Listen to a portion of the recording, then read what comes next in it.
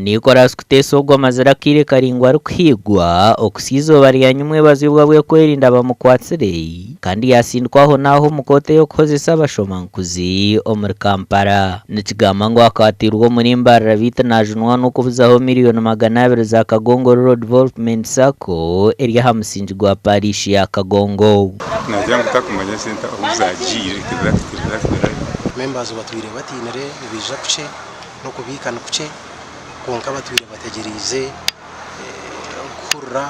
government chegamba police chegamba abo kuba mushango gwabo members bakagusya mbo bushoborozi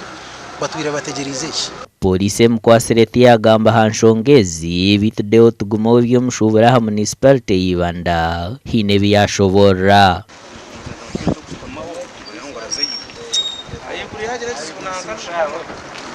bwanyuma yija yabona yo manager bakweta Nicolas ya studying system nunga yaje owninga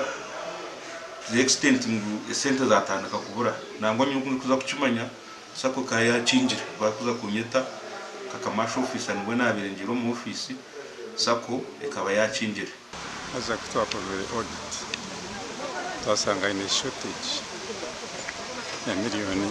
200 twagera mu sentejo azigaruye yanga tiyuti kumanya sente abuzagiri bene ya busco yabura hono yaje situra ntuhi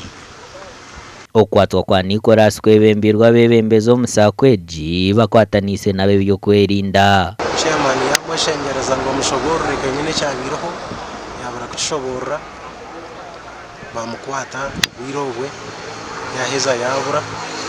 muna hadi yagarika yakwata sakweje katanduka haba Kristo nekigenderwa cyo kwehora kasente ko kwetungura bitwiya sente ziri kugambwaho zuburaho ekagwa yasiye nkoma hansi Nicolas urukujunwa nayo reka ngo tatinere ubwo agumize ngo byonana biza kuhera umukoti tibikagira ko twayishuda inkomende neza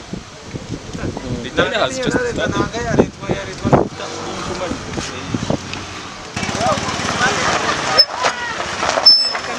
Gasha kwa Timothy Mushabe.